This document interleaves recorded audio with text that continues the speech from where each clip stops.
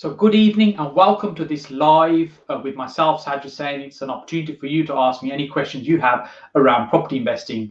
So we do this session on a Monday evening at 8:30 for about half an hour. As long as you've got questions for me, it's an opportunity for you to get questions answered around investing in property, whatever you might have. I get things emailed to me and messages sent to me during the week, and I encourage people to just ask the questions on this live session so I can do them for you. I'm here. First of all, let me know you can hear me okay, you can see me okay. I know we've got a few people just joining. I'm just going to get the other questions up on the screen here as well. So if you just bear with me a moment while I do that. Just let me know that you can see and hear me okay. I know we had some technical challenges last week. And then we'll get started in just a moment. As I said, I'll be here for up to about half an hour, really just to answer questions for you. And of course, if there's not any questions, we'll finish nice and early and get on with our evening. So it's really up to you if you've got any questions for me that you'd like me to answer. So I've got a couple of people messaging. Segan, Abdul, hi guys. Segan, I've got a question from you, which I'll come on to in just a few minutes. So let me know what other questions we've got. Joe saying you can hear me nice and clearly. Palm, you can hear as well. Fantastic. Excellent. So again, apologies for last week's challenge around sound. I was using a different equipment there. Bad mistakes. I didn't test it beforehand. I did test it today to make sure we're all working before we start. So I've got a question from Segan, which we'll start with. And then, as I said, I'm here for about half an hour really to answer questions for you. So it's important. So if you've got anything that you're not sure about, anything you want to ask me about property investing, fire away. I've been investing in property for nearly 15 years. I don't know everything there is to know about property investing, but however, I am very experienced and I'm happy to share that knowledge and experience with you. So when I started, there was a lot of people that are very helpful to me. And, you know, I share the story sometimes that my background was in IT, and in IT, we never really shared our knowledge with other people unless they were paying the bill for that time. And property was quite a revelation for me, where people were quite open and generous with their knowledge. And that actually has set me in great stead to really continue to do the same and share my knowledge and experience with others. So Siga, let's start with your question first of all. So Siga's question is, can I use the investor loan as a deposit for buy-to-let without joint ownership with that investor? So that's a great question. It's something that people talk about quite a lot, about using other people's money to buy property. So if you're using somebody else's money to purchase property, and let's say it's a loan of some sort, let's say you go to the bank and you borrow 75% from the bank, and then you have 25% that you've borrowed from a private individual. Well, technically speaking, that's 100% that you've borrowed and not put any of your own money in.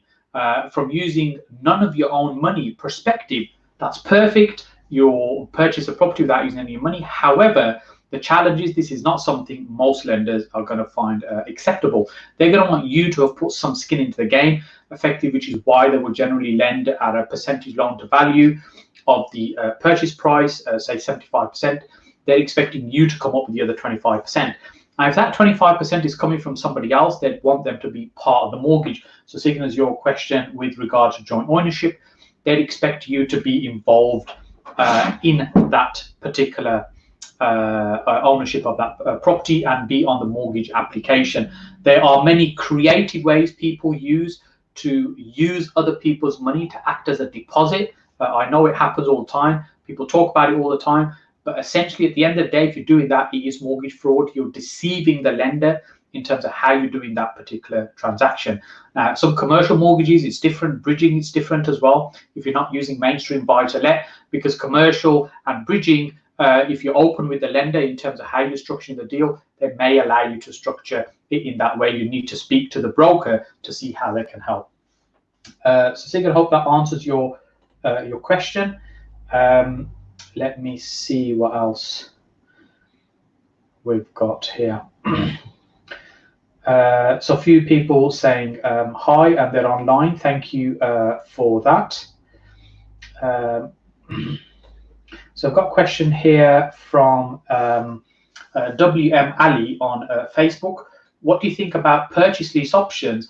Is this the future, and is it the same as rent to rent? So two different questions there. First of all, it's not the same as rent to rent. It's a different strategy. So a rent to rent is when you're taking a property on from somebody else in the form of a lease. You're renting a property, say from a landlord, and then you're going to re-rent it back out. You're going to let it out to somebody else.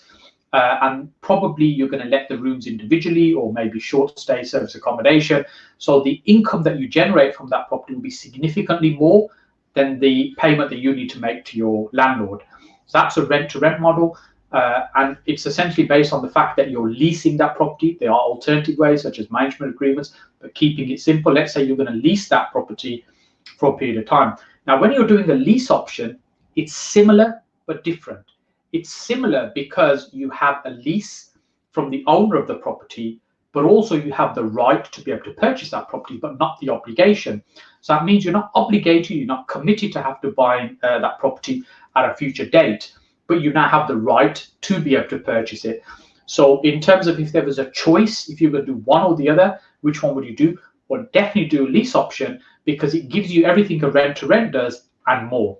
Whereas a rent to rent does not give you the ability to buy. If you have to spend some money on somebody else's property to renovate it and improve it, at some point you're going to have to hand that property back. Of course, the idea being that you'll make enough money and profit from it to make the whole thing worthwhile. This is where stacking the numbers is really important. So this is where a lease option and rent to rent are different. So is lease options the future? I'm not sure about whether they're the future, but they're certainly a powerful strategy, and one that I used a lot around the time of the credit crunch last time, around 10, 11 years ago. I was quite active in using this strategy at that time. And I think it's about having the right strategy for the right time.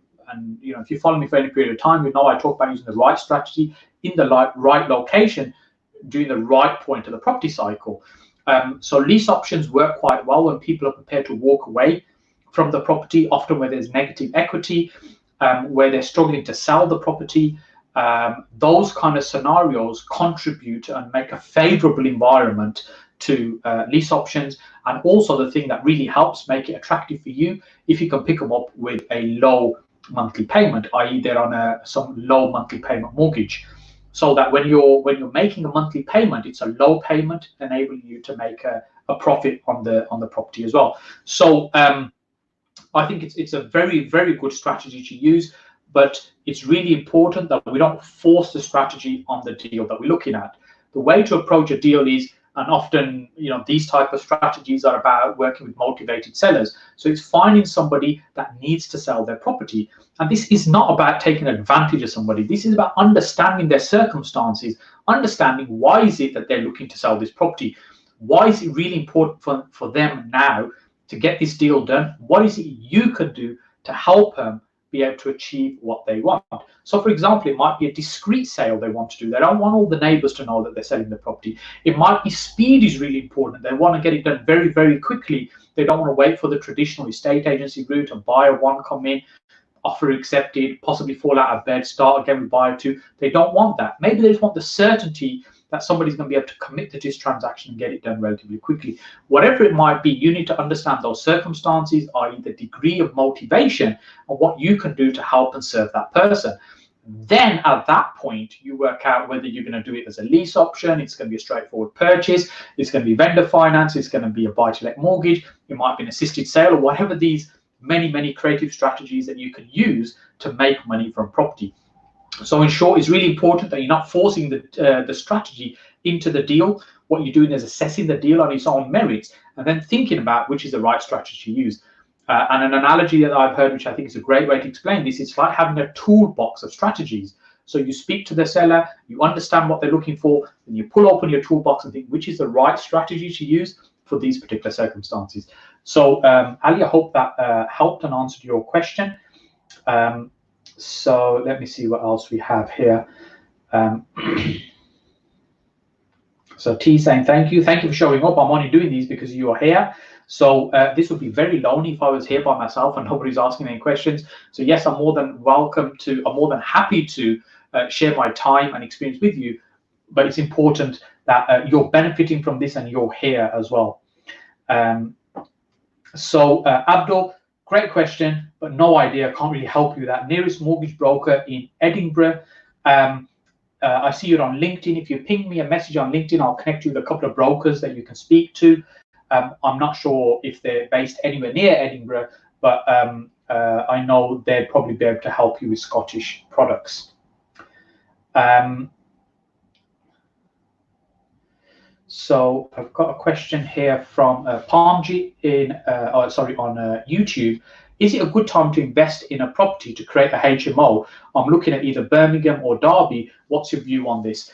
So I think HMOs are a great strategy. House multiple occupation. Essentially what you're doing, rather than renting the whole house out to one family, you've got multiple occupants living there, all paying you rent. So a little bit like student houses, which many of us are familiar with, where you've got 3, 4, 5, 6 students sharing the same house, all paying rent to the landlord. So rather than the landlord receiving one rent from a family, they're receiving multiple rents because the rooms are being let out. So the reason HMOs are so attractive and become so favorable is because during the last credit crunch, or when the market crashed last time around 2008, 2007, around that time when there was a crash, a lot of people were struggling to find which is going to be the next way to try and create cash flow from property. Many people were doing no money down type of deals, where they were buying property, literally putting no money in, which is a strategy you could do at that time because the lenders were there to help support that. Now, people at that time, after the market crash, were looking for how do we create more income. So HMOs became the new flavor, if you like. It was because you could achieve a lot more income from properties, and that's what got me interested in HMOs. You can create so much more income from one particular property rather than just a family house. In terms of when there's a right time, well, it's tying a number of things in together. It's look at the areas you're interested in. So I'm based in Birmingham. I do a lot of HMOs in Birmingham, so I definitely think Birmingham's a good place.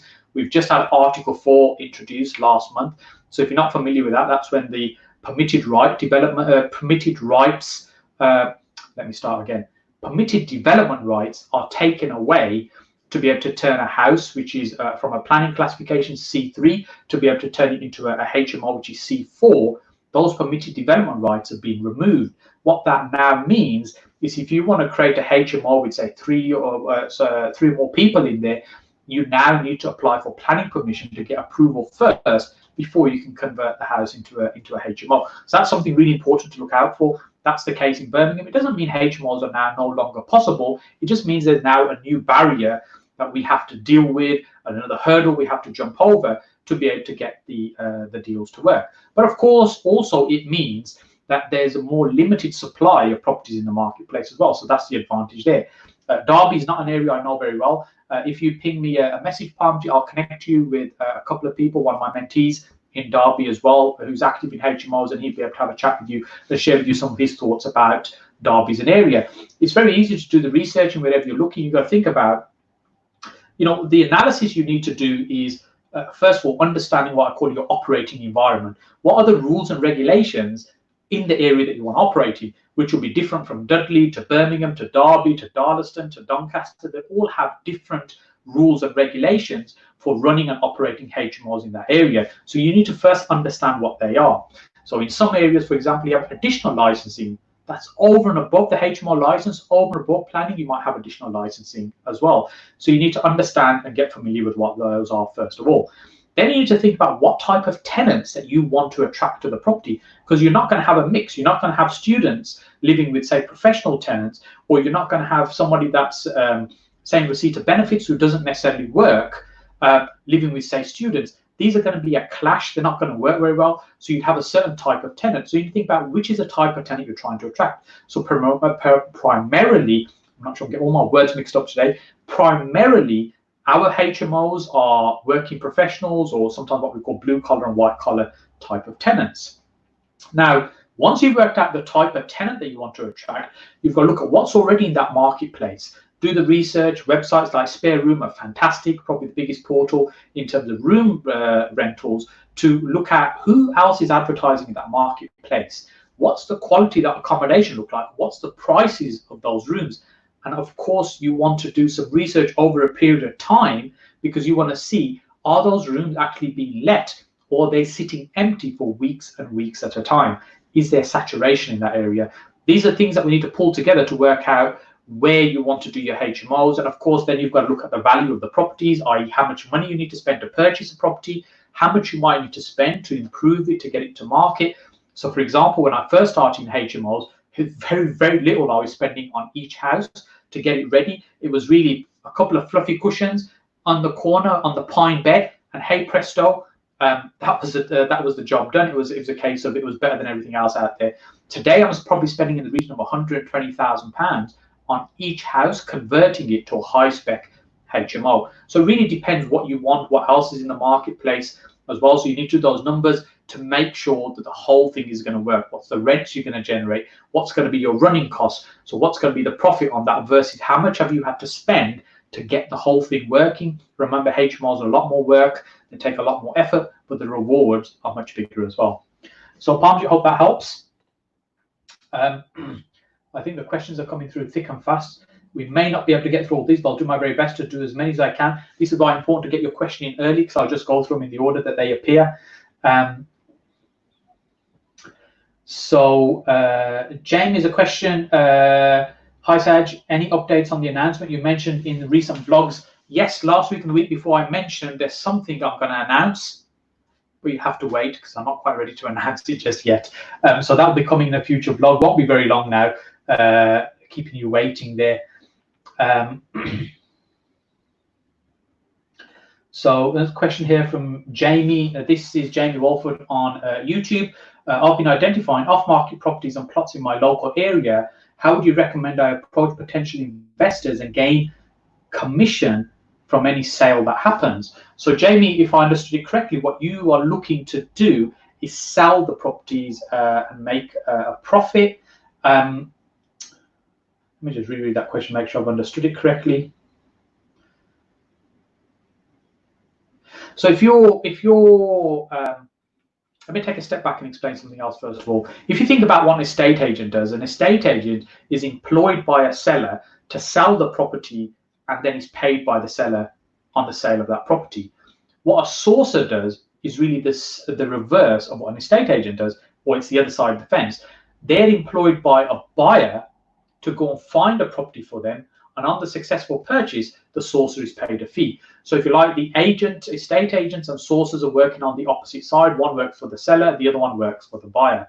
So in this case, when you're talking about approaching potential investors to make sure that you get paid for sourcing a property for them, so your arrangement over here with your sources, you need to have some kind of contractual agreement in place, which might be that you're going to go out and find certain kind of property for them, and by introducing that property to them and then subsequently going on to purchase it, you get paid a fee. So it's a simple agreement that you would be putting together to do that.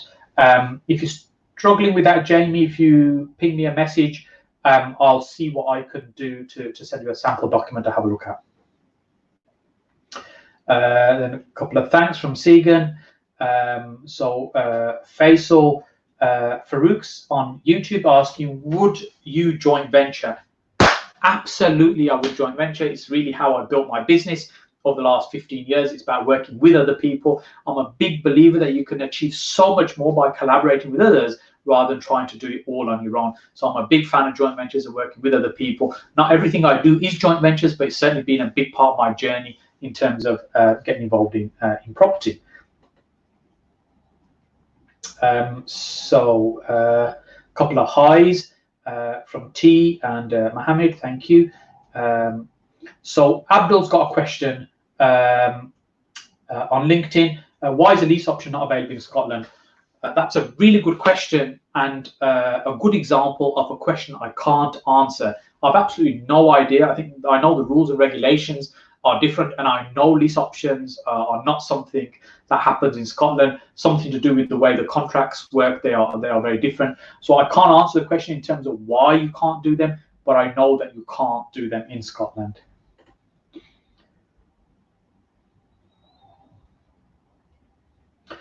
Mohammed Waleed's got a question on YouTube. Mortgage lenders for supported living in Birmingham. So I guess your question is, which mortgage lenders would you approach for a mortgage to do supported living in Birmingham? I don't know from memory, but again, if you ping me a message, I'll connect you with a couple of brokers that might be able to help you. I know supported living generally can be quite difficult trying to get the right mortgage products for those particular properties. Mohammed Lee posed a question. So I think we answered that. So let's see, we've got one here from T on YouTube. Hi Saj, I've spoken to 8 solicitors who all barely know about rent or purchase lease options. It's my start-off strategy. Do I need a solicitor involved for either, or have you got forms that I can use, please? So T, this is a really good point that you make here. Although there can be lots of solicitors in your local area that you can go and approach and talk to about rent and purchase lease options, I am sure the vast majority will give you a blank look and have no idea what you're talking about. Because first of all, terms like rent and purchase lease options, they're not dictionary words, they're not words you find in the dictionary. These are just terms that are used within our industry, within the property investment space. But the concepts, if you explain the concept, they'd understand what you're trying to do. And they may be able to put together a contract for you. However, if I was having a conversation with a solicitor, and I've learned this the hard way from experience, who understands the concept of what I'm trying to do and how I'm trying to structure the deal, but they've not done it before, and they said they should be able to set it up and work it out, that's a good indicator for me to run a mile, because ultimately what that means is I'm going to be paying that solicitor for me to teach them how to structure that deal, so that they can charge me for the privilege. So I know I'm making a little bit of a joke for this, but ultimately what I'm saying is it's really important that you go to solicitors who are already familiar with these types of transactions. That way you're not having to pay them to educate them or for them to go and find out how to do this. You're going to specialists who are familiar with this. It's a little bit like, let's say you went to see your doctor and you've got a really bad headache, and the doctor looks at you and I think, yeah, I think you might have a tumor. Jump onto the couch over there, and I'll go and get my scalpel and we'll have a look. Versus, let's rush you to the hospital and get a brain surgeon to have a look at it. One's a specialist, one's a generalist, a GP, general practitioner, and the other one is a specialist. So they're both doctors, right? But they have areas of specialism. And it's the same thing in property. What we're talking about here is purchase lease options, rent to rent. It's a very, very small niche industry. And there's a small number of solicitors that I'm aware of, so a small number in terms of quantity, that are familiar with these type of strategies. So I'm happy to try and connect you with a few. I would not recommend just doing these kind of things off a form. If you think about what's a purchase lease option, a purchase lease option, you've got a right to be able to buy a property at some point in the future. Let's say you agree to buy a property today for £100,000 at any time in the next 10 years. Like you would in a purchase lease option.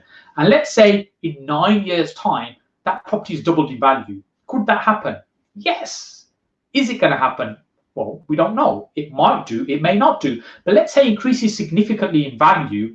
Now, all of a sudden, although the seller has signed paperwork over to you that you now control that property, they're kicking themselves. They're thinking, well, maybe they shouldn't have done that, because it might have served their purpose at that moment in time. Just like you sell a house that's no longer yours, you have no more involvement in that property. You can't then go back and get it. But sometimes people can have ideas and other people put thoughts in their mind. Maybe you should go back, maybe you should negate that particular agreement that you've had and see if you can try and get out of it. And this is just going to cause you enormous amounts of problem. If the paperwork's done properly, if your vendor is represented by a solicitor as well, who understands and explains to them what they're doing and how this transaction will be structured, then the chances of it coming back and causing a problem for you are going to be significantly lower. Because if the property is doubled in value, let's say now it's £200,000, that's potentially £100,000 of profit that you could lose because you chose to save a little bit of money on the paperwork. So I strongly encourage you to get the contracts done properly. Good solicitors are not cheap, but it's certainly worth their money in terms of protecting your deal for you. And with rent to rents, for example, let's say you're going to use a lease agreement, because there's a couple of different ways you can do rent to rents. You can use a lease agreement or a management agreement. I won't go into the differences here now, it's too time consuming. I've got a YouTube video that explains that. Just Google Saj Hussain rent to rent, you'll get detailed explanation there. With a lease, if you take that property on from the landlord and you are looking to take more properties on in exactly the same way, then what you could do is ask your solicitor to draft you a template lease agreement that you could reuse again and again and again, because there's very little change each time. That's something you could do, but it's important that you've got the lease drafted in the way you want to in the first place. So I hope that helps. I'm conscious of time. Let me see where we are with messages. Oh, I've lost track of where I am. Right, these messages are moving very quickly. My apologies, I'm struggling to keep up at the moment. So the next question from Zahor Altaf on YouTube. Hi Saj, big fan. Thank you very much. Issue is Article 4 has covered all of Birmingham. Yes, it has. So is it not possible at all to buy property for HMO? I was told you could still contact a council and ask if a HMO license is possible. So first of all, two separate things. Article 4 refers to planning permission, and your license is the licensing of that house. So if you're running a HMO that's more than 4 people sharing, so that's 5, 6, 7, etc., then it definitely needs a HMO license in Birmingham. That's got nothing to do with Article 4, which is a planning matter. If you've got more than 3 people in a house sharing, that's 4, 5, 6, then you need to apply also for planning permission. As well now in Birmingham. It doesn't mean it won't be granted. It's probably still a little bit early because it's probably been about a month since it was introduced. So we've still to see, how applications are going to go through the system. Are they going to be favourable? So it doesn't mean it can't be done. It's just now, as I mentioned earlier, it's another hurdle that we have to jump over.